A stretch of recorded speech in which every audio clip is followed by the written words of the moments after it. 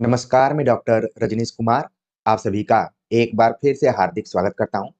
प्रिय विद्यार्थियों, आज के वीडियो लेक्चर में हम एक बहुत ही महत्वपूर्ण विषय पर चर्चा करने जा रहे हैं, जो कि यूपी असिस्टेंट प्रोफेसर एग्जाम से संबंधित है। प्रिय विद्यार्थियों, जब मैं आप सभी से चर्चा कर रहा हूं, तो इस भर्ती परीक्षा में 1 महीना शेष बचा हुआ है। तो इस शेष महीने में हमें किस तरीके से तैयारी करनी चाहिए, क्या पढ़ना चाहिए और कैसे पढ़ना चाहिए, इन्हीं सभी बिंदुओं पर हम चर्चा करेंगे और ये चर्चा अनुभव पर आधारित होगी और यथार्थ परक होगी। इसमें किसी तरीके का कोई लोभ लालच इत्यादि जैसी बातों को हम नहीं रखेंगे। जो कुछ हमने अनुभव किया है इस परीक्षा में परीक्षार्थी होते हुए भी, और उसके बाद जो भी 3-4 वर्षों से शिक्षण या फिर अध्यापन कार्य करते हुए जानकारी मिली है, उसके आधार पर ही अपनी बातों को हम रखेंगे। तो सबसे पहले हमें ध्यान में रखना है कि यूपी असिस्टेंट प्रोफेसर एग्जाम, जिसको कि हम यूपीएचईएससी नाम से भी जानते हैं, हालांकि अब नया आयोग बन गया है, तो हो सकता है कि इसके नाम में कुछ बदलाव हो। फिर भी जो पुराना नाम होता है वही कई वर्षों तक आगे चलता रहता है, तो हम अभी भी इसको यूपीएचईएससी के नाम से ही यहाँ पर बोल रहे हैं। तो इसका जो एग्जाम पैटर्न है, इसमें आप देखेंगे कि कुल एक पेपर होगा, जिसमें कि पेपर पार्ट वाइज बटा होगा, पार्ट ए और पार्ट बी। पार्ट ए के अंतर्गत जीएस से सवाल आएंगे, सवालों की संख्या होगी 30 और नंबर होंगे 30। सब्जेक्ट से सवाल आएगा 70 और 70 नंबर का। ठीक है, इसके बाद एक कट ऑफ निर्धारित की जाएगी सीट के अनुसार। फिर इंटरव्यू के लिए कैंडिडेट्स को बुलाया जाएगा और इंटरव्यू होगा 30 नंबर का। न्यूनतम अभी तक जो वहां का बनाया गया है कि कैंडिडेट को न्यूनतम 12 नंबर और अधिकतम 27 नंबर तक दिए जा सकते हैं। तो ये मान लीजिए कि केवल अगर आप उपस्थित हो जा रहे हैं इंटरव्यू में, तो भी आपको 12 नंबर मिल जाएगा। तो इसके लिए तो बहुत ज्यादा मेहनत नहीं करना है, लेकिन इसके बाद का जो नंबर है उसके लिए आपको मेहनत करना पड़ेगा। तो आपने एग्जाम पैटर्न को समझ लिया होगा। ये जानकारी उन विद्यार्थियों के लिए ज्यादा महत्वपूर्ण है जो प्रयागराज इत्यादि से बहुत दूर है, सुदूर इलाके में है और पहली बार एग्जाम में बैठने जा रहे हैं। और अनुभवी लोगों के लिए एक तरीके से दोबारा रिवीजन के तौर पर यह जानकारी हो सकती है। तो एग्जाम पैटर्न आपने देखा कि केवल एक पेपर होगा। देखने में लग रहा है कि जीएस है और सब्जेक्ट है, बस ये पार्ट वाइज बटा हुआ है। और आप देखते होंगे कि जीएस के नाम पर बहुत सारी चीजें बताई जाती हैं कि जीएस में अगर अच्छा कर लेंगे तो आपका सिलेक्शन हो जाएगा, हिंदी को तो आप वैसे ही कर लेंगे। लेकिन मेरी मानी जाए तो दोनों पार्ट पर आपका विशेष ध्यान होना चाहिए, किसी को कम और किसी को ज्यादा नहीं। ठीक है, वो तो क्वेश्चन पेपर के लेवल पर निर्धारित रहेगा कि कौन सा पार्ट महत्वपूर्ण है, कौन सा पार्ट महत्वपूर्ण नहीं है। हालांकि यूपी हायर एजुकेशन की परीक्षाओं को लेकर हम ये कह सकते हैं कि वो दूध की धुली हुई एजेंसी नहीं रही है। इस पर बहुत सारे सवाल भी उठते रहे हैं। तो कुल मिलाकर जीएस और हिंदी, ये आप देखेंगे कि दो पार्ट हैं और टोटल क्वेश्चन जो होंगे 100 नंबर के होंगे। ठीक है, जीएस की बात मैं इसलिए कर रहा हूं कि बहुत सारे चैनल्स को आप देखेंगे कि उसमें जीएस पर ही बहुत ज्यादा जोर दिया जाता रहा है, जो कि 30 क्वेश्चन का है, 30 नंबर का है। लेकिन जोर देने के अलावा गारंटी भी दी जाती है कि यहीं से पूछा जाएगा। जब गारंटी दी जाए कि यहीं से पूछा जाए, तो वहां पर संदेह होना चाहिए। ठीक है, तो ये मेरा मेन लक्ष्य था कहने का, बताने का। तो पैटर्न को आप समझ गए। अब बात हम करते हैं कि इसका जो सिलेबस है, अगर आप यूपीएचएससी का सिलेबस देखेंगे तो बहुत विस्तृत सिलेबस है। चाहे वो आप हिंदी सिलेबस की बात करें तो ऐसा लगेगा कि 70 क्वेश्चन इसमें से पूछा जाना है, और इतना विस्तृत है कि क्वेश्चन पेपर देखने के बाद आपको लगेगा कि खोदा पहाड़ निकली चुहिया, क्योंकि 70 क्वेश्चन तो कहीं से भी बनाए जा सकते हैं। सिलेबस इतना लंबा चौड़ा दे दिया गया है कि सिलेबस को देखकर ही एक बार मन में भय उत्पन्न हो जाता है कि इतना बड़ा सिलेबस है और सिर्फ उसमें से कितने क्वेश्चन आएंगे, 70 क्वेश्चन आएंगे। और 70 क्वेश्चन, अभी तक का जो एग्जाम पैटर्न हमने देखा है उसका कोई लेबल नहीं है। अगर आप यूजीसी नेट के क्वेश्चन पेपर को देखेंगे और यूपी हायर एजुकेशन के क्वेश्चन पेपर को देखेंगे तो जमीन आसमान का अंतर है। अगर यूपी हायर एजुकेशन के क्वेश्चन पेपर को हम देखें तो ये लगेगा कि किसी विश्वविद्यालय के, सेंट्रल यूनिवर्सिटी के एमए एंट्रेंस का क्वेश्चन पेपर दिया गया है। तो अगर मान लीजिए आप बहुत हाई लेवल की तैयारी कर रहे हैं, बहुत गहन तैयारी कर रहे हैं, तो हो सकता है कि आप इस परीक्षा में निराश हो जाएँ, आपको नुकसान भी हो सकता है।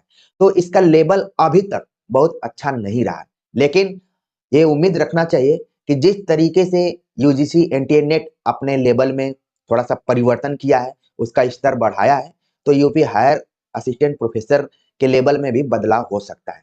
क्योंकि यूजीसी एनटीए नेट ने इतने क्वेश्चंस बना दिए हैं कि यूपी हायर के लिए ये 70 क्वेश्चन खोजना बहुत आसान हो जाएगा।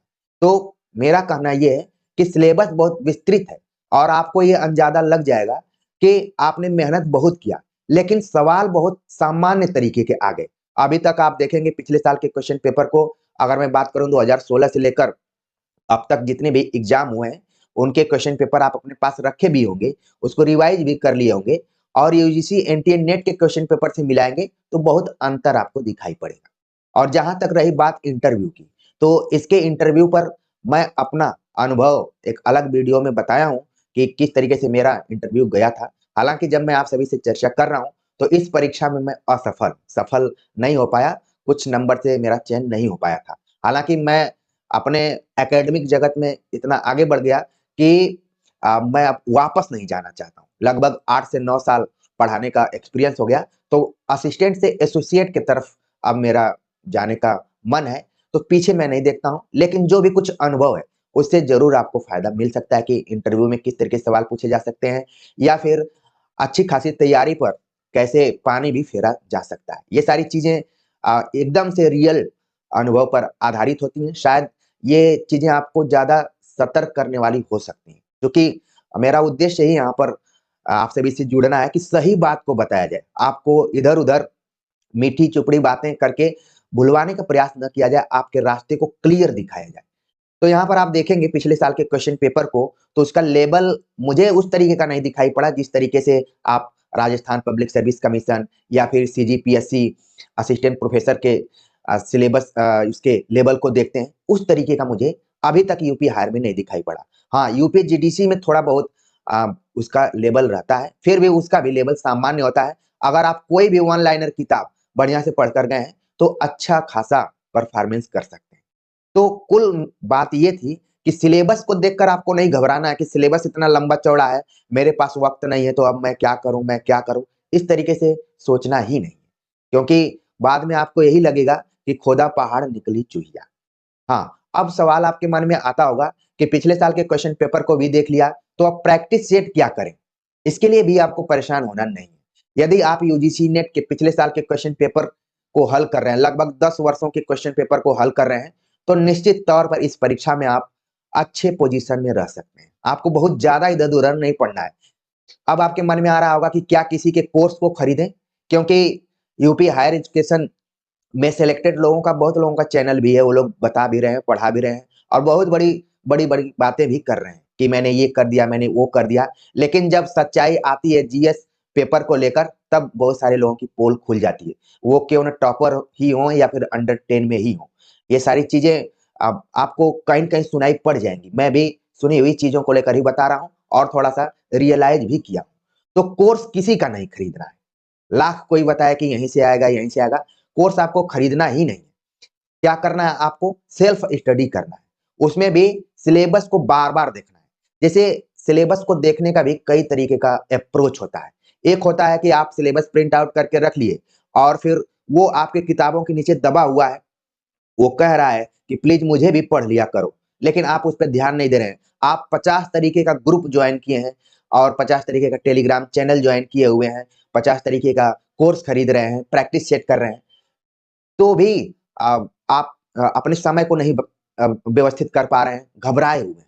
तो आपको क्या करना है, सिलेबस को प्रिंट करके अपने पास दाहिने साइड में रख लेना है और कंसंट्रेट होके एकाग्रता के साथ उसको देखना है, पढ़ना है, समझना है। मैं आपको लिख कर दे रहा हूँ कि अगर आप सिलेबस को ही बढ़िया से समझ गए और उसी के मुताबिक एक-एक पॉइंट देख लिए, तो आप 70 क्वेश्चन हिंदी का तो वैसे ही कर लेंगे। आपको कोई दिक्कत ही नहीं होगी। आपको बाद में ये रियलाइज़ होगा कि सारी क्षमताएँ तो मेरे अंदर ही थी। मैं तो फालतू में उस हिरन की तरह, उस मृग की तरह इधर-उधर भटक रहा था। सारी चीज़ें तो हमारी नाभि के अंदर ही मौजूद है। तो आपको कुछ नहीं करना है, क्योंकि मैं ये रियल एकदम फैक्चुअल बात कह रहा हूँ। तमाम कोर्सेज अलग-अलग जगहों पर उपलब्ध हैं। आप अपने मन की संतुष्टि के लिए खरीद सकते हैं, लेकिन मेरे कथनानुसार, मेरे गाइडेंस के अनुसार आप सिलेबस को ही बार-बार रिवाइज़ कीजिए, उसको देखिए, उसके हिसाब से अपने पास रखे हुए मैटर को पढ़िए। ठीक है? आपको इस परीक्षा के लिए बहुत कम पढ़ना है, क्योंकि इसमें प्रश्नों की संख्या बहुत कम है। 70 क्वेश्चन है, यही मान लीजिए 200 क्वेश्चन रहते, तो थोड़ा-सा एक्स्ट्रा मेहनत किया जा सकता था। लेकिन 70 प्रश्न हिंदी के हैं और 30 प्रश्न जीएस के हैं, तो उसमें बहुत कुछ आप एक्स्ट्रा एफर्ट इधर-उधर नहीं कर सकते। ठीक है? चीज़ें आप समझ गए होंगे कि मैं क्या कहना चाह रहा हूँ। मैं यही कहना चाह रहा हूँ कि कम पढ़िए, ठोस पढ़िए और खास तौर से जो यूजीसी नेट का पिछले साल का क्वेश्चन पेपर है, उसको तो बिल्कुल रिवाइज़ करके जाइए। और बाकी इस चैनल पर जितना भी हिंदी साहित्य का इतिहास ग्रंथ, प्रैक्टिस सेट इत्यादि सब कुछ कराया गया है। ऐसा कोई आपको टॉपिक नहीं मिलेगा जो इस चैनल पर यूपी हायर एजुकेशन के दृष्टिकोण से न बनाया गया। हाँ, ये हो सकता है कि थंबनेल इत्यादि बहुत कम आपको मिले, लेकिन जब हिंदी साहित्य से आप जुड़े हुए हैं, तो जो भी बातें यहाँ पर बताई गई होंगी, शायद वो आपके भविष्य को ध्यान में रख के ही बताई गई होंगी। ये बातें आप जब परीक्षा हॉल में बैठेंगे, तो आपके दिमाग में गूँजेंगी कि वो व्यक्ति एकदम सही बात कह रहा था, ऐसा ही हमें करना चाहिए था। हमने फलाना का नोट्स लेके, ढिकाना का कोर्स लेके अपने को उसमें व्यस्त किया रहा, समय नहीं दे पाया। अगर खुद से पढ़ते तो शायद अच्छा परफॉर्मेंस कर लेते। तो जो विद्यार्थी अभी 1 महीना बचा हुआ है, मेरी बात को सीरियसली ले लेंगे, तो शायद वो सही मार्ग पर जाएँगे। नहीं तो आपके मार्ग में बाधा डालने वाले बहुत सारे लोग हैं। अब हम देख लेते हैं कि जो पेपर है यहाँ पर, अगर पार्ट ए के बारे में बात करें तो उसका नाम है सामान्य ज्ञान, ठीक है? सामान्य ज्ञान को यहाँ पर कैटेगराइज़ किया गया है, इकाइयों में बाँटा गया है। कुल आप देख रहे हैं कि इसमें 6 इकाइयों की चर्चा की गई है, ठीक है? 6 इकाइयों की चर्चा की गई है और 30 सवाल रहेंगे, यानी कि हर इकाई से 5 क्वेश्चन रहेंगे, ठीक? अब पहली इकाई यहाँ पर बताया गया कि समसामयिक मुद्दे, यानी कि जो करंट अफेयर है। अब ये माना जाता है कि करंट अफेयर जब से फॉर्म निकला होता है, उसके 1 साल पहले का हम तैयार करते हैं। आम तौर पर सिविल सर्विसेज इत्यादि की तैयारी करने वाले विद्यार्थी इस बात को मानकर चलते हैं कि साल भर की जो भी गतिविधियाँ हुई हैं, उनसे सवाल पूछे जाएँगे। लेकिन हमें ध्यान रखना होगा कि जिस परीक्षा के बारे में हम बात कर रहे हैं, वो 2022, 23, 24, 22 में शायद इसका फॉर्म आया हुआ था, उस ज़माने का है। अब चल रहा है 2025, तो क्या आप 2021 की जानकारी रखकर जाएँगे या फिर 2024 की जानकारी रख के जाएँगे? ये बहुत चिंता की बात है कि क्या पढ़ कर जाएँगे आप।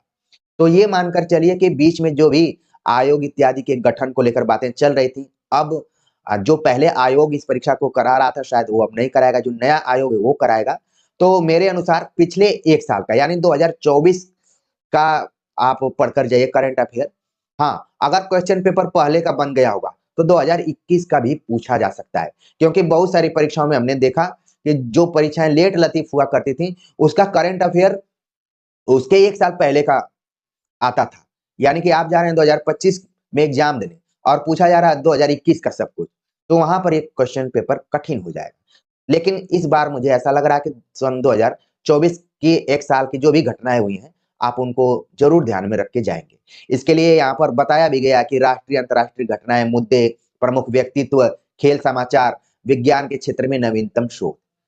आमतौर पर 5 सवाल तो पूछे जा सकते हैं, लेकिन इनकी संख्या घट-बढ़ भी सकती है। तो करंट अफेयर के लिए आप कोई रेगुलर मैगज़ीन पढ़ रहे हो, तो वो काम में आ सकती है, या फिर कोई चैनल जो करंट अफेयर से रिलेटेड है, उसको देख रहे होंगे, तो वो काम में आ सकता है। इसके लिए बहुत ज़्यादा माथापच्ची करने की ज़रूरत नहीं है। अब हम बात करते हैं इकाई 2 के ऊपर। इकाई 2 में आप देख रहे हैं कि शिक्षण एवं शोध अभिवृत्ति दिया हुआ है।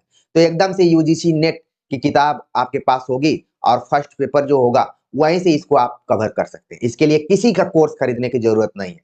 कौन ऐसा है जो शिक्षण एवं शोध अभिवृत्ति बहुत अच्छे से पढ़ा रहा है? वो भी किसी न किसी किताब से उठा रहा है। हाँ, 1-2 चैनल्स हैं जो कि यूजीसी नेट की तैयारी कराते हैं, तो वहाँ से आप कुछ पॉइंट्स को देख सकते हैं। नहीं तो अगर आपके पास किताब है, चूँकि आप असिस्टेंट प्रोफ़ेसर में जा रहे हैं, बनने जा रहे हैं, तो इतना तो समझ रखते ही होंगे, तो उस किताब से आप पढ़ सकते हैं, जिसमें शिक्षण प्रकृति, उद्देश्य, आवश्यकताएँ, विधियाँ, मूल्यांकन, शिक्षण को प्रभावित करने वाले कारक इत्यादि से सवाल पूछे जाते हैं। शोध तात्पर्य एवं प्रणाली से सवाल रहेंगे। आंकड़ा, स्रोत, संकलन और विश्लेषण से, और पिछले साल के क्वेश्चन पेपर भी आप देख लेंगे असिस्टेंट प्रोफेसर वाला, तो वहाँ से भी एक आइडिया आपको लग जाएगा कि सवाल किस तरीके से पूछे जा रहे हैं। भारतीय उच्च शिक्षा की गुणवत्ता विकास में यूजीसी की क्या भूमिका रही है, कुछ सवाल यहाँ से भी रहते हैं। तो इसको एक किताब से आप पढ़ सकते हैं जो कि यूजीसी नेट पेपर 1 से जुड़ी हुई है।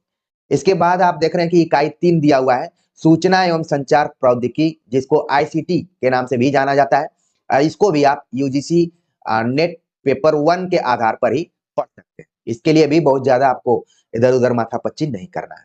जिसमें देख रहे हैं सामान्य तौर पर सूचना एवं संचार प्रौद्योगिकी, इंटरनेट, ईमेल, सूचना एवं संचार संबंधी शब्द संक्षेपण एवं शब्दावली, जिसको कि कई बार हम बोलते हैं कि कंप्यूटर बेस्ड सवाल आ जाते हैं कि फुल फॉर्म पूछ दिया जाता है, ठीक है? तो वहाँ से भी आप इसको पढ़ सकते हैं। मुझे याद आता है कि जब मैं इस परीक्षा में कभी बैठा करता था, तो एक बार ट्रेन में यात्रा कर रहा था, तो कुछ विद्यार्थी थे आपस में ही बात कर रहे थे। मेरा उनसे कोई परिचय नहीं था, बस मैं केवल बातों को सुन रहा था और उसमें विद्यार्थी ने कहा कि मैं तो कंप्यूटर का कुछ नहीं पढ़ के गया था, 4 साल 5 साल पहले पढ़ा हुआ था, वही सब आ गया था और मैं उसको सही कर दिया। अक्सर यात्राओं में लगता है कि जो क्वेश्चन का आंसर हमने टिक किया वही सही होता है और जैसे-जैसे हम अपने घर पहुँचते हैं या हॉस्टल पहुँचते हैं, तो उसमें धीरे-धीरे गलतियाँ भी आने लगती हैं। तो ख़ैर, कहने का मतलब ये है कि बहुत ज़्यादा लोड लेके नहीं करना है कि 30 नंबर के लिए मैं क्या करूँ, क्या करूँ? इस तरीके से कुछ नहीं करना है आपको। अब हम इकाई 4 के बारे में बात करें, तो इकाई 4 है मानव एवं पर्यावरण। तो अगर भूगोल की कोई किताब आपके पास होगी, अच्छी खासी एनसीईआरटी की किताब होगी या फिर आप जो भी करंट अफेयर्स पढ़ रहे हैं, उससे भी जोड़कर आप इसको पढ़ सकते हैं। इसके लिए आप लुसेंट का भी सहारा ले सकते हैं, ठीक है? लुसेंट को आप ले सकते हैं। इकाई 5 भारतीय इतिहास एवं भूगोल, इसको भी जो भी टॉपिक दिया गया है, पूरा इसको आप लुसेंट से अच्छे से पढ़ सकते हैं। क्योंकि पढ़ने के लिए आपको थोड़ा-सा कंसंट्रेट होना पड़ेगा, एकाग्र होना पड़ेगा। जैसे आपके मन में रहेगा कि मैंने फलाना का कोर्स नहीं लिया, फलाना की कोचिंग नहीं जॉइन की, मैं पीछे हो रहा हूँ, तब वहाँ से दिक्कत होने लगेगी। सारी चीज़ें वही है, फलाना जो पढ़ा रहे हैं, वो भी उसी लुसेंट से ही पढ़ा रहे हैं, बस चीज़ों को एक्सप्लेन कर दे रहे हैं। अगर आपको लग रहा है कि आप एक्सप्लेन नहीं कर पा रहे हैं, तो फिर आप उसको जॉइन कर सकते हैं, उसमें कोई बाध्यता नहीं। लेकिन अगर आप खुद से पढ़ना चाहते हैं और कंसंट्रेट होके पढ़ना चाहते हैं, तो लुसेंट किताब को पढ़ते हुए भारतीय इतिहास एवं भूगोल को अच्छे से कवर कर सकते हैं। भारतीय संविधान एवं अर्थव्यवस्था, इसको भी वहीं से आपको पढ़ना है, लुसेंट से ही पूरा पढ़ना है। और थोड़ा-सा मेहनत करना चाहते हैं, तो जो आपने देखा होगा घटना चक्र की पूर्वालोकन करके किताबें आती हैं। वो आप इन विषयों से संबंधित हल कर सकते हैं कि यूपी पीएससी में किस तरीके से सवाल पूछे जाते थे। तो चूँकि यूपी असिस्टेंट प्रोफेसर की तैयारी आप कर रहे हैं, तो यूपी सिविल सर्विसेज के क्वेश्चन पेपर को अगर सॉल्व कर लेते हैं, जो जीएस के हैं, तो बहुत कुछ आप वहाँ से कवर कर लेंगे। तो इसके लिए खुद से ही मेहनत करना है। ये नहीं कि दूसरे की मेहनत से आप वहाँ तक जा पाएँगे। दूसरा कोई कितना भी मेहनत करे, 4 घंटा खड़ा होकर लिखता रहे, वो अलग है, उसकी मेहनत है, वो उसका खुद कुछ न कुछ उसको लाभ मिल रहा है। ठीक है? तो सारी चीज़ों को छोड़ते हुए, अपने अंदर की क्षमता को देखते हुए आपको पढ़ना है। निश्चित तौर पर आपको लगेगा कि 1 महीना आपका रहा है, आप पार्ट ए जो है उसको कवर कर लिए। अब हम बात करते हैं कि अगर मान लीजिए आप हिंदी साहित्य की तैयारी कर रहे हैं, तो सिलेबस आप देखेंगे तो बहुत लंबा-चौड़ा सिलेबस है और इस सिलेबस को देखकर और क्वेश्चन पेपर के लेवल को देखकर मुझे हँसी आती है। कई बार हँसी आती है कि सिलेबस इतना लंबा-चौड़ा दिया है और क्वेश्चन पेपर आप देखेंगे तो माथा पीट लेंगे। आपको लगेगा कि इससे बेहतर तो बड़े-बड़े केंद्रीय विश्वविद्यालयों के एमए एंट्रेंस एग्ज़ाम के क्वेश्चन पेपर होते हैं। हो सकता है कि इस बार पैटर्न चेंज हो, ठीक है? ये मैं नहीं कहूँगा कि उसी लेवल का आएगा, चेंज भी हो सकता है। तो चेंज होने के नज़रिए से बहुत चेंज होगा तो यूजीसी नेट की तरह होगा। तो यूजीसी नेट का आपको पढ़ने के लिए मैंने बोल ही दिया है। अब देखिए यहाँ पर जो दिया गया पॉइंट वाइज़ हिंदी भाषा का इतिहास, हिंदी की ऐतिहासिक पृष्ठभूमि, पूरा जितना सिलेबस दिया गया है, ये पूरा यूजीसी नेट हिंदी साहित्य के सिलेबस से मिलता-जुलता है, थोड़ा बहुत अंतर है। तो आपको क्या करना है कि पॉइंट वाइज़ चीज़ों को देख लेना है कि प्राचीन भारतीय आर्य भाषाओं में कौन-कौन सी भाषा बोलियाँ हैं, भाषा है, ठीक है? और मध्यकालीन भारतीय आर्य भाषा में कौन-कौन है? अपभ्रंश, अवहट्ट, पुरानी हिंदी किसने कहा? इस टाइप से जो कुछ है, कौन-कौन सी उपभाषाएँ हैं, कौन-कौन सी बोलियाँ हैं, कौन किसके अंतर्गत आती हैं, सामान्य रूप से ही आपको पढ़ना है, ठीक है ना? इनसे रिलेटेड कुछ भाषा विज्ञान से संबंधित किताबें हैं, उनको आपको पढ़ना है। तो मुझे नहीं लगता है कि बहुत इसमें आपको माथापच्ची या प्रेशर लेने की ज़रूरत है, क्योंकि सिलेबस इतना बड़ा दिया है, इसमें से 2-3 सवाल भी आ जाएगा तो बहुत बड़ी बात है, ठीक है? तो ये चीज़ आप देखिए, हिंदी व्याकरण से भी यहाँ पर क्वेश्चन बहुत सारे हैं, मानक हिंदी का भाषा वैज्ञानिक विवरण किस तरीके से है, ठीक है? तो ये सारी चीज़ें इस चैनल पर भी मिल जाएँगी और हिंदी व्याकरण से रिलेटेड हमने किताबें भी आपको बताई हुई कि ये किताब आप पढ़ सकते हैं। ठीक, प्रयोजनमूलक हिंदी की संवैधानिक स्थिति, हिंदी की जो संवैधानिक स्थिति, यहाँ से भी सवाल पूछे जाते हैं। तो मेन जो टॉपिक है उनको एक बार आप रिवाइज करते हुए चले जाइए। अगर मैं कहूँ सरस्वती गोविंद पांडे की अगर किताब आपके पास है तो एक बार उसको नोट्स के तौर पर आप जरूर देख सकते हैं। मैं ये नहीं कहूंगा कि वो उसी के ऊपर डिपेंड रहिए, लेकिन नोट्स के तौर पर आप जरूर देख सकते हैं। बाकी यहाँ से जो आपको हेल्प लेना है आप ले सकते हैं। ठीक है, इसी में दिया नागरी लिपि का इतिहास, इसको दूसरा पार्ट कर दिया यहाँ पर।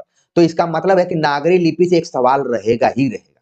ठीक है, हिंदी भाषा का विकास के बाद नागरी लिपि से सवाल बिल्कुल रहेगा, चाहे उसके मानकीकरण के ऊपर रहे, चाहे समितियों के ऊपर रहे, सुधार समितियां जो थी, या फिर नए दृष्टिकोण से देखें तो जो देवनागरी लिपि को हम कंप्यूटराइज कर रहे हैं, कंप्यूटर से जोड़ रहे हैं, तकनीकी से जोड़ रहे हैं, वहां से सवाल पूछे जा सकते हैं कि कौन फलाना ने सॉफ्टवेयर डेवलप किया है, कौन क्या किया है, इस तरीके से भी सवाल आ जाते हैं।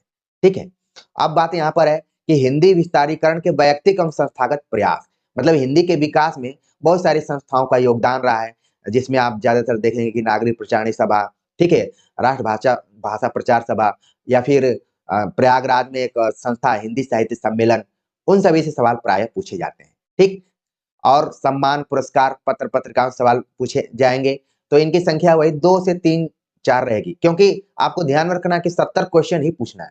ठीक, तो कुल मिलाकर आप देख रहे हैं यहाँ पर कि अगर हम हिंदी भाषा के दृष्टिकोण से देखें तो इसको 3 भागों में इन्होंने बांटा हुआ है कि हिंदी भाषा का इतिहास क्या रहा है, नागरी लिपि का इतिहास क्या रहा है, और फिर हिंदी के विकास में बहुत सारी संस्थाओं और व्यक्तियों का योगदान क्या रहा है। तो इनको आपको विशेष तौर पर ध्यान में रख के जाना है। इन सभी चीजों को लेकर हमने अपने चैनल पर चर्चा की हुई है, वीडियो लेक्चर भी बनाए हैं, प्रैक्टिस सेट भी करवाए हैं, बस आपको देखने की जरूरत है। कई बार आप इधर-उधर भटकने लगते हैं, और भटकने वाले लोगों को थोड़ा रास्ते पे लाना भी बहुत कठिन चुनौती है, क्योंकि हम आप सभी से ऑनलाइन जुड़े हुए हैं। अगर ये ऑफलाइन जुड़े होते तो अलग बात होती, ठीक है ना? तो बस आपको समझा सकते हैं। अब हम बात करते हैं हिंदी साहित्य का इतिहास। हिंदी साहित्य का इतिहास, जब से आप बीए में एडमिशन लिए हैं और एमए किए हैं, तब से हिंदी साहित्य का इतिहास पढ़ रहे हैं। इसके बारे में मुझे बहुत कुछ ज्यादा नहीं कहना है, बस अलर्ट इतना ही करना है कि जो मेन चीजें हैं कि इतिहास दर्शन क्या है, इतिहास लेखन की पद्धतियां क्या रही हैं, परंपराएं क्या रही हैं, प्रमुख इतिहास ग्रंथ कौन-कौन से रहे हैं, काल विभाजन और नामकरण से संबंधित प्राय सवाल पूछे जाते हैं। तो काल विभाजन नामकरण में आप देखेंगे कि ज्यादातर चुनौतीपूर्ण है, आदिकाल, रीतिकाल और आधुनिक काल में जो छोटे-छोटे कालखंड है, वो सब चुनौतीपूर्ण। फिर आदिकाल में आप देख रहे हैं कि कोई ऐसा पॉइंट नहीं जो आप पहले पढ़े नहीं होंगे। बस क्या करना है, आपको थोड़ा-सा अपने कॉन्सेप्ट को क्लियर करके जाना है, जो कुछ दिया गया है, ठीक है ना? क्लियर करके जाना है, आपका हिंदी साहित्य का इतिहास भी एकदम से वो हो जाएगा। अब यहाँ पर आप देख रहे हैं कि कुछ वो दिए हैं, सिद्धांत दिए गए हैं, विशिष्टाद्वैतवाद, शुद्धाद्वैतवाद, द्वैताद्वैतवाद, द्वैतवाद। तो इनके कौन प्रवर्तक हैं, इनसे कौन-कौन जुड़े हुए हैं, कौन किसका गुरु है, ये सारी चीजें एकदम से क्लियर करके जाइए।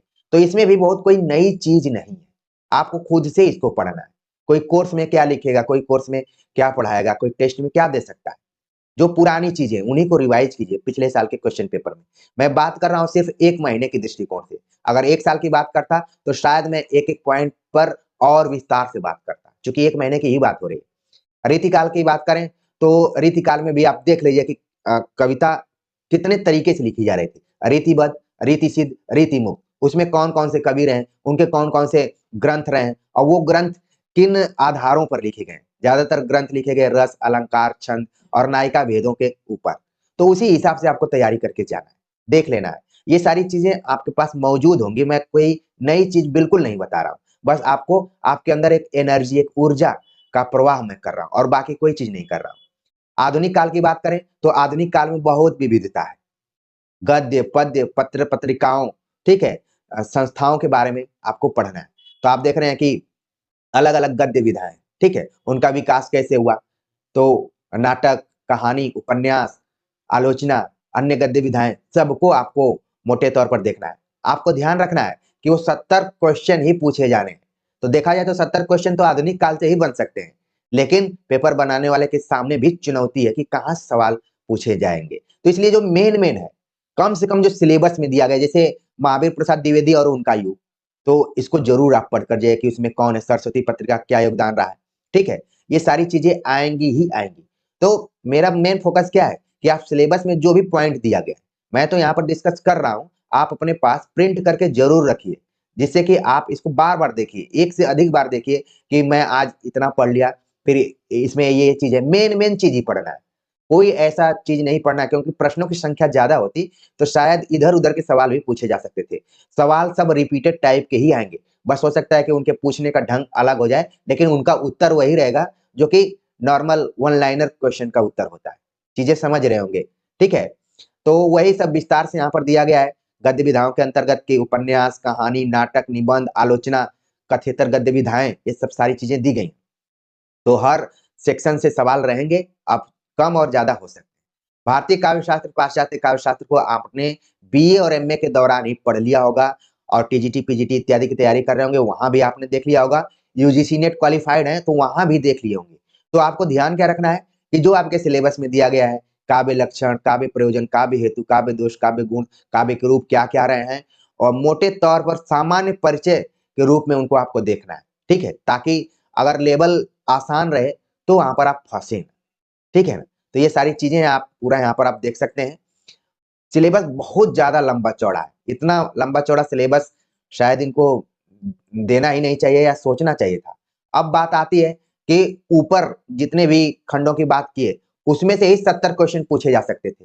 लेकिन आप देखेंगे कि यहाँ पर मैं गिन रहा था तो लगभग 150 पुस्तकें लगी हुई हैं। मूल टेक्स्ट जिनको हम कह सकते हैं टेक्स्ट ना टेक्स्ट कह सकते हैं 150 के आसपास में। तो देखा जाए तो इसमें 2-2 क्वेश्चन पेपर तैयार किए जा सकते हैं, 70-70 नंबर के। अगर केवल टेक्स्ट से पूछ दिया जाए कि गोरखवाणी के संपादक कौन है, कबीरवाणी पीयूष के संपादक कौन है, इस टाइप से, तो 150 क्वेश्चन बन सकते हैं। लेकिन यहाँ पर टेक्स्ट दिया गया है और मुझे याद आता है कि जो अभी जस्ट इसके पहले एग्ज़ाम हुआ था, यूपी हायर का लेटेस्ट एग्ज़ाम जो हुआ था उसका लेवल तो एकदम से घटिया था। और इसके पहले का जो था उसका लेवल उसमें से लगभग 17 क्वेश्चन डिलीट किए गए थे। इसी चीज़ को लेकर मैं शुरुआत में इंट्रोडक्शन में ही बोल रहा था कि इसके ये दूध का धुला हुआ नहीं। ये संस्था पे ये संदेह के घेरे में संस्था रही है। ठीक है ना? तो ये चीज़ें आप ज़रूर ध्यान में रखिए। बाकी मन में कोई इस तरीके का नहीं रखना है, एकदम फुल कॉन्फिडेंस के साथ जाना है। बस आपको सिलेबस एक बार रिवाइज़ करके जाना है कि जो हम पहले पढ़ चुके हैं, उसी के ऊपर निर्भर होके जाना है। कुछ नया करने की कोशिश आप बिल्कुल मत कीजिए। जो आप पहले का पढ़े हुए हैं, उन्हीं सारी चीज़ों को पढ़ते हुए आपको जाना है। पूरा यहाँ पर लंबा-चौड़ा आप देख रहे हैं कि लगा हुआ है। तो आप यूजीसी नेट के पाठ्यक्रम में जो कुछ है कॉमन, उसको ज़्यादा विशेष ध्यान रख कर जाइए और जो नई चीज़ है, उस पर बिल्कुल ध्यान ही मत दीजिए। हाँ, बस उसका परिचयात्मक ढंग से एक तथ्यात्मक अध्ययन ज़रूर कर लीजिए कि जैसे वयम् रक्षामः है, तो इसका प्रकाशन कब हुआ था? इसमें इसकी कथा वस्तु कौन-सी है, पात्र कौन से हैं? नॉर्मली आप तैयार करके ज़रूर जाइए, ताकि वन लाइनर आ जाए तो आप कर लें। ठीक है? तो ये सब सिलेबस है। सिलेबस को आप देखेंगे तो माथा पकड़ कर बैठ जाएँगे, फिर आपके मन में वही आएगा कि खुदा पहाड़ निकली चुहिया वाली कहावत एकदम से सार्थक हो जाएगी। तो सिलेबस आप अपने पास प्रिंट करके ज़रूर रखिए। ये तो समझाने के लिए मैं आपके सामने रखा हूँ, ठीक है? ताकि आप जान पाएँ। प्रिय विद्यार्थियों, हमने आप सभी के लिए एक शॉर्ट वीडियो ऐसी बनाई हुई थी। तो अब ये जो महत्वपूर्ण चीज़ है कि देखना है कि यूजीसी और यूपीएचसीएससी में कॉमन क्या रहा है? जो कॉमन है उस पे आपको विशेष ध्यान रख के जाना है और आप देखेंगे कि 70 क्वेश्चन लायक चीजें तो कॉमन निकल ही जाएंगी। ठीक है ना?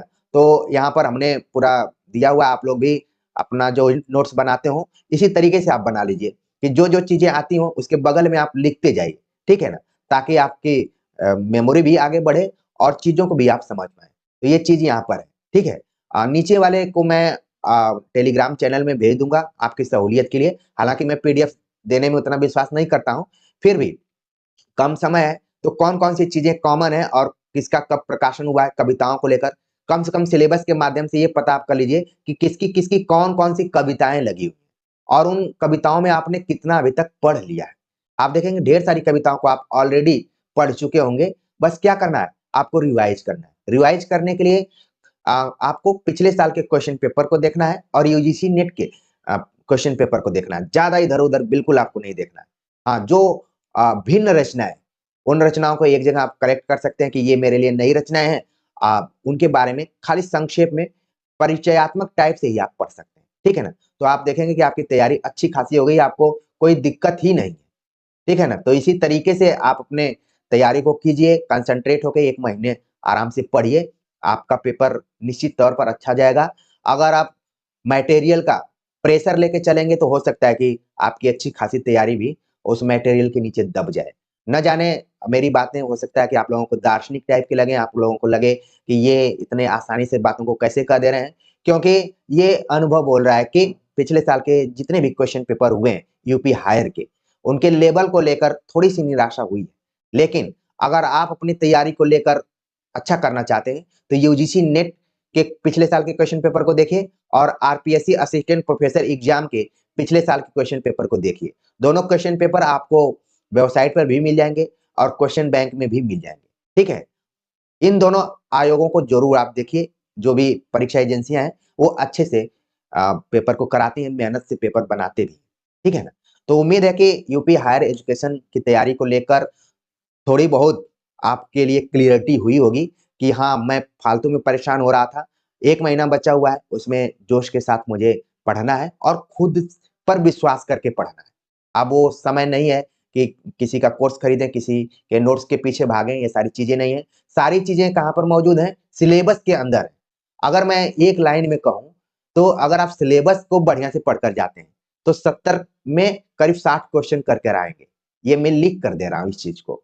क्योंकि ज़्यादा पढ़ने के चक्कर में कई बार सिलेबस को ही हम अच्छे से नहीं देख पाते हैं और क्वेश्चन परीक्षा हॉल में जाते हैं, क्वेश्चन को देखते ही एकदम से सिर उड़ने लगता है कि मैं तो इतना सब कुछ पढ़ा और टेस्ट में भी अच्छा लाता था, लेकिन यहाँ पर क्या हो गया ना? तो सिलेबस आपको कम से कम इतना मालूम होना चाहिए कि इसकी कौन रचना लगी है, किस विधा में। तो निश्चित तौर पर 70 में 60-65 तो सिलेबस से ही सवाल आएँगे। मैं लिख कर इस चीज़ को दे सकता हूँ। तो प्रिय विद्यार्थियों, आप सभी के कमेंट्स का इंतज़ार रहेगा, क्योंकि कई बार सच्ची बातें पचती नहीं है, दिक्कत होने लगती है कि इन्होंने तो कुछ भुलवाने वाली बात कही नहीं, तो क्या होगा? लेकिन मैं इस उद्देश्य से जुड़ा ही नहीं, ठीक है? तो आप सभी के कमेंट्स का इंतज़ार रहेगा और जो भी चीज़ें हमने बताई हैं उनको ध्यान में रखते हुए आगे पढ़िए। कम से कम इंटरव्यू तक आप जाइए, इसके बाद का जो रास्ता है, वो खुद समय निर्धारित करेगा कि आप कहाँ पर हैं। तो मिलते हैं एक नए टॉपिक के साथ, तब तक के लिए